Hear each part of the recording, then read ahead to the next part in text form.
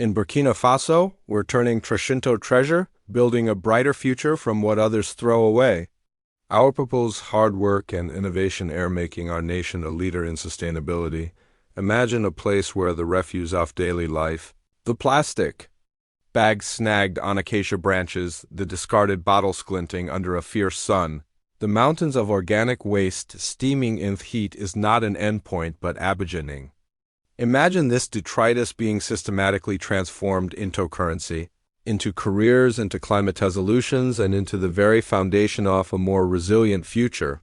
This place is not a futuristic utopia dreamed up in a Silicon Valley boardroom. It is Burkina Faso, a landlocked nation in the heart of West Africa, which is quietly authoring one of the most inspiring developed stories of the 21st century, while many nations, both developed and developing, find themselves drowning in ever-growing tides of garbage. Burkina Faso is pioneering a revolutionary verse of this trend. It is turning its waste into wealth. This is not the familiar, often sterile narrative of municipal recycling programs. It is a story of grassroots innovation, profound social change, and audacious ambition. A nationwide movement to build a cleaner, richer, and greener country from the ground up. It is a story of alchemy on a national scale. We will uncover how Burkina Faso is turning its landfills into economic powerhouses, creating a vibrant industry that empowers its most marginalized citizens, waging a tangible war against climate change, and crafting a sustainable development model that is capturing the attention of the world. From the bustling streets of the capital Ouagadougou to the sun-baked plains of the Sahel, a revolution is underway, fueled not by conflict or politics, but by the discarded remnants of modern life. Let us dive deep into the extraordinary tally of how Burkina Faso is turning its garbage into gold. Before the treasure, there was the trash. To truly comprehend the scale of Burkina Faso's achievement, one must first understand the depth of the crisis it sought to solve. Like many rapidly urbanizing nations, Burkina Faso faced a monumental waste management problem that was spiraling out of control, posing grave threats to public health, the environment, and social stability. The country's urban centers, particularly the capital, Ouagadougou, and the second city, Bobo-Dioulasso, were experiencing explosive population growth. This demographic boom, coupled with changing consumption patterns, led to a dramatic increase in the volume and complexity of municipal-side waste. Official estimates from Fellet 2010 suggested that Ouagadougou alone was generating over 300,000 tons of solid waste annually. However, the municipal infrastructure was completely averted. Waste collection service here they existed at all were sporadic and reached less than half of the urban population. The consequences were stark and visible to all. In the peripheral quarters, non-lotus, unplanned settlements that ring the cities, there was often no formal collection system whatsoever. Here, garbage piled up in streets, clogged drainage ditches, and formed sprawling informal dump sites. These mountains of refuse became breeding grounds for disease vectors, mosquitoes carrying malaria, rats spreading leptospirosis, and fleas transmitting diarrheal diseases. During the rainy season, the clogged drains will cause severe flooding, turning entire neighborhoods into stagnant pools of contaminated water, ripe for outbreaks of cholera and typhoid. Fear itself was a casualty. With no other option, residents frequently resorted to burning their trash in open fires. The acrid smoke, thick with dioxins, furans, and other carcinogenic compounds released from burning plastics, hung heavy in the air, contributing to a high incidence of respiratory illnesses, particularly among children and the elderly. The main municipal landfill, such as the one in Tampo and the outskirts of Ouagadougou, was a festering wound on the landscape, an unmanaged open-air dump that leached toxic pollutants into the soil and groundwater, contaminating the very resources communities depended on for drinking and agriculture. This environmental degradation was compounded by a deep social and economic malaise. The sight of overflowing garbage was a daily symbol of state failure and a source of profound despair for residents who yearned for a clean and dignified living environment. For the thousands of informal waste pickers or recuperators who eked out a living on these dump sites, Life was a daily struggle for survival. They worked in hazardous conditions without protective gear, exposed to sharp objects, medical waste, and toxic fumes for pitifully low earners, often trapped in a cycle of extreme poverty and social stigmatization. The system was broken, a linear model of take, make, dispose that was actively harming the people in Theplenet. It was from the depths of this crisis that the seeds of a revolution were sown. The transformation in Burkina Faso did not begin with a grand government decree or a massive influx of foreign aid. It started with a fundamental shift in perspective, a cognitive leap that occurred in the minds of ordinary citizens, community elders, and fledgling entrepreneurs. It began with the simple yet profound realization that trash was not waste. It was a resource. This paradigm shift was catalyzed by a confluence of necessity and ingenuity. On one hand, the environmental and health pressures had become unbearable. On the other, the stark economic reality of a country with limited natural resources and high unemployment forced people to look for value in unconventional places. That change began not in boardrooms but in community meetings, in women's satiation gatherings, and in the workshops of resourceful artisans. Philippines began to experiment. A blacksmith might notice the abundance of scrap metal being thrown away and start a door-to-door collection service. A group of women might observe the ubiquity of discarded plastic water sachets and begin weaving them into durable floor mats. These were not initially framed as circular economy or green initiatives. They were pragmatic solutions to immediate problems. They were acts of system, a francophone African term for resourcefulness and self-reliance. One of the key catalysts was the recognition of the value locked within organic waste, constituting over 60% of the municipal waste stream. Food scraps and yard trimmings were the primary culprits behind the stench and methane emissions of the landfills. Visionary, agronomists and local NAS began to promote the ancient practice of composting. They established small-scale demonstration sites, showing farmers and community groups how to turn this decomposing problem into black gold. Nutrient-dense fertilizer that could rejuvenate the country's famously poor laterite soils. This concept resonated deeply in a nation where agricultural productivity was constantly threatened by land degradation and climate change. Simultaneously, the government began to play a crucial enabling role. Recognizing the potential of these grassroots efforts, the Ministry of Environment, Green Economy, and Climate Change started to formalize its support. In 2014, Burkina Faso adopted a national strategy for the development of the green economy. This wasn't just a paper-pushing exercise.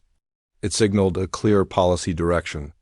It led to the creation of separate structures such as the National Green Economy Fund, which began to offer small grants and technical assistance to promising eco-innovations. This confluence of bottom-up innovation and top-down support created a fertile ecosystem. For growth, the narrative began to change. Waste was no longer seen as a mark of shame, but as a raw material. The informal waste picker, once at the bottom of the social ladder, was increasingly viewed as a vital first link in a new and exciting value chain. The country was waking up to the $20 million industry lying dormant in its rubbish heaps. This was more than just cleaning up. It was the dawn of a new economic philosophy, one built on resilience, resourcefulness, and renewal. At the pulsating heart of Burkina Faso's trash revolution are its women. In a society where economic and social opportunities for women have been historically constrained, the emerging waste economy has become a powerful vehicle for empowerment, independence, and social change. Women are not merely participants in this story. They are its primary authors and architects. Across the country, women's groups known as cooperatives have become the organizational backbone of the recycling movement.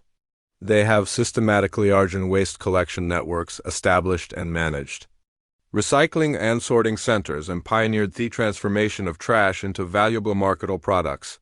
Their work has shattered stereotypes and forged new pathways to economic self-sufficiency. The most celebrated example is their Recycle Fay Collective.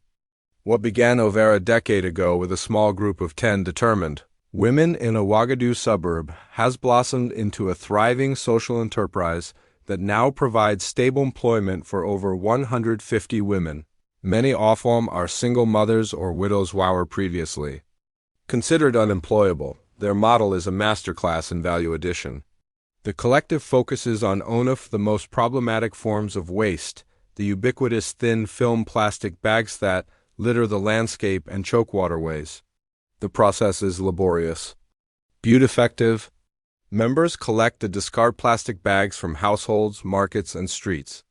They are then painstakingly hashed, disinfected, and dried under the sun. The clean plastic is cut into long strips, creating a form of plastic yarn. This yarn is then woven on traditional looms, the same looms their ancestors used to weave cotton. Into a range of vibrant and remarkably durable products, they create stylish handbags, sturdy backpacks, colorful floor mats, prayer rugs, and even shoes. These products are a triumph of design and resourcefulness. They are sold in local markets, but their appeal has crossed borders, finding customers in the craft markets of Senegal, the bustling cities of Nigeria, and even in boutique shops in Europe and North America through fair trade partnerships. The success of Recycle Faye is not just economic. The women involved speak of a profound transformation in their own lives. A woman who once struggled to afford a single daily meal for her children is now a business owner, a skilled artisan who can pay for school fees, healthcare, and improvements to her home. They have gained not just an income, but also respect within their communities and a powerful sense of agency over their own destinies. The government and international news have taken notice of this powerful eco-feminist model. They are actively support in the form of microloans, grants for purchasing equipment like shredders and looms, and business management training. The success of groups like Recycle Faye has inspired a ripple effect. In Bobo Jalasso, another cooperative specialized in turning fabric scraps from tailor shops into intricate patchwork quilts and children's clothing. In rural areas, women's groups manage the majority of community composting centers, turning kitchen waste into fertilizer that secures their family's food supply. These women are demonstrating on a daily basis that environmental stewardship and social empowerment are two sides of the same coin. They are not just cleaning up their communities. They are reweaving the very social and economic fabric of their nation. In Burkina Faso, the path to a greener future is being paved by its women. Burkina Faso's Wasta Revolution is not just an economic and social phenomenon.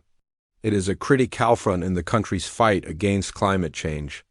Situated in the semi-arid Sahel region, the nation is acutely vulnerable to the impacts of a warming planet, including increasing desertic, erratic rainfall, and prolonged droughts.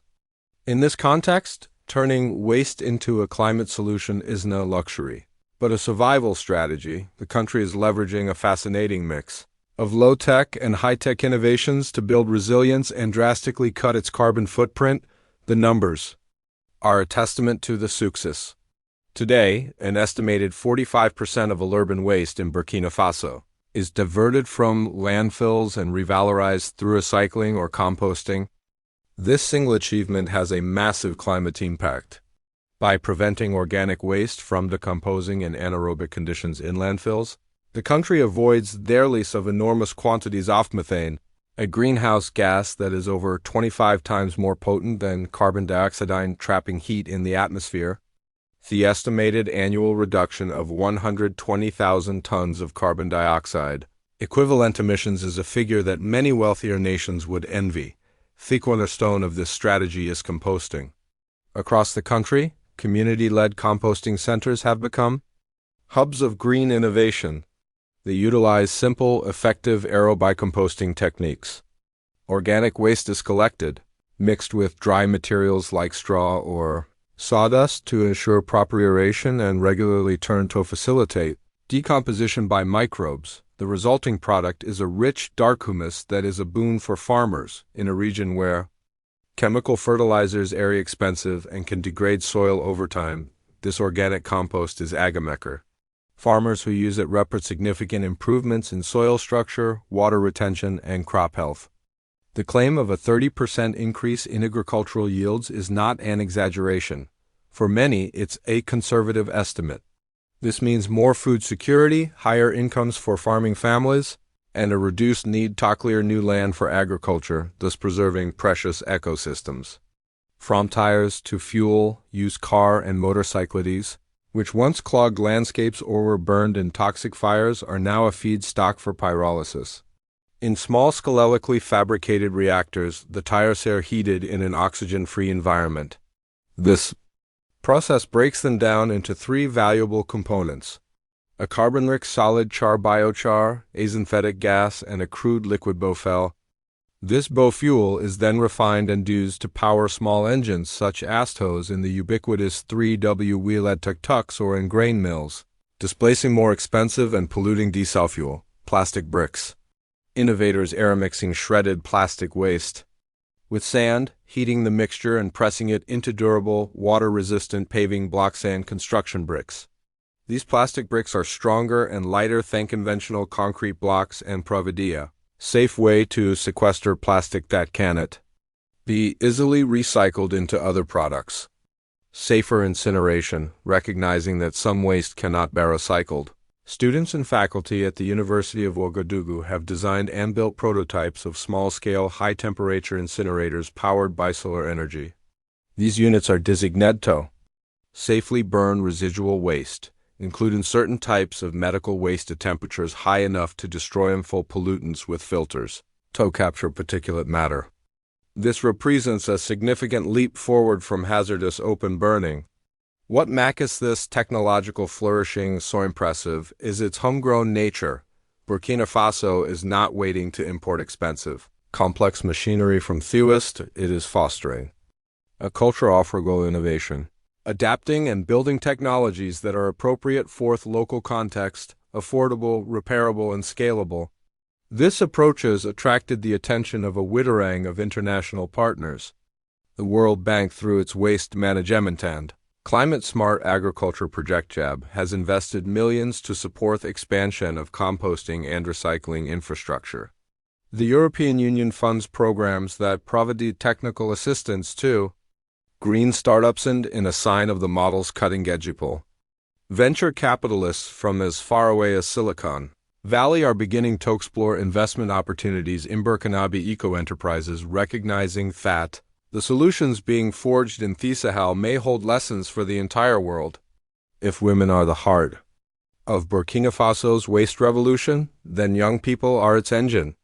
In a country where an astonishing 70% of the population is under the age of 30, tackling the pervasive issue of youth unemployment is a national priority.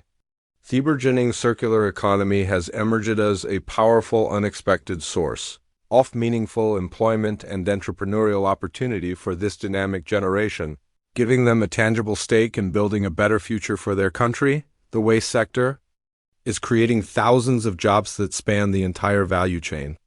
Young people are working as uniformed waste collectors on tricycles, as sorters and technicians in recycling centers, as sales and marketing agents for recycled products, and most excitingly, as the founders of innovative tech startups.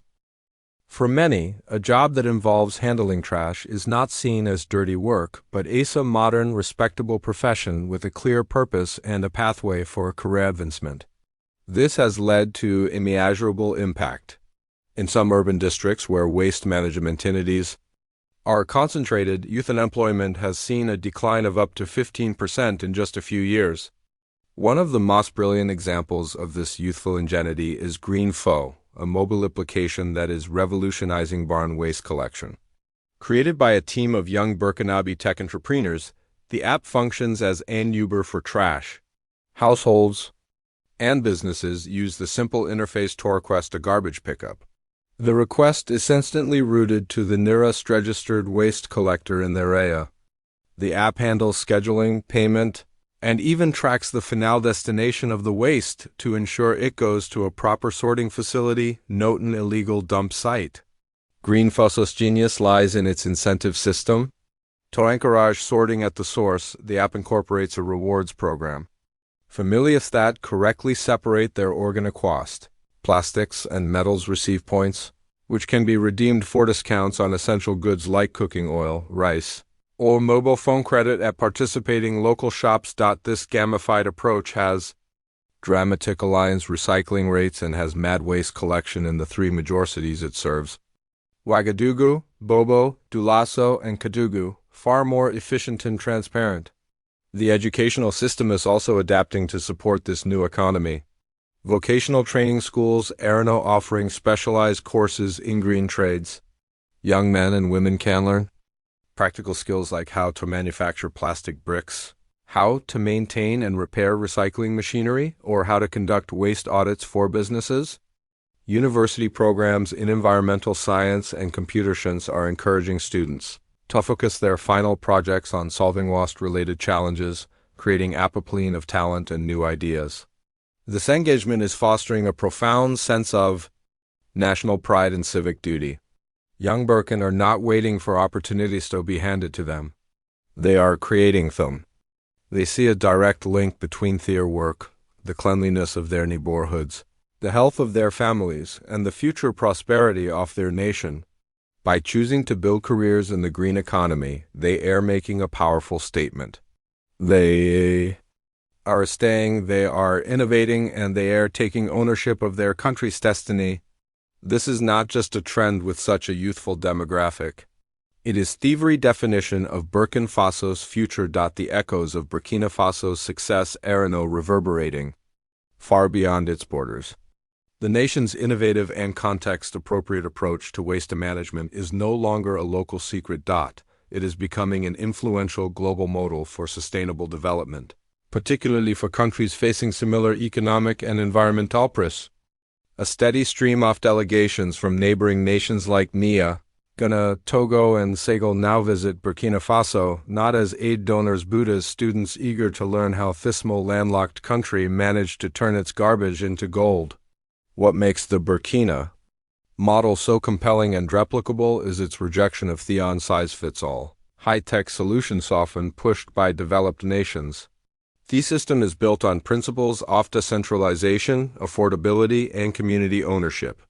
Instead of investing in massive centralized and expensive incinerators or sorting plants, the model relies on a network of smaller community-managed recycling hubs and composting sites.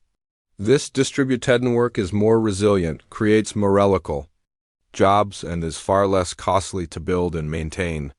The emphasis on simple, effective systems is key.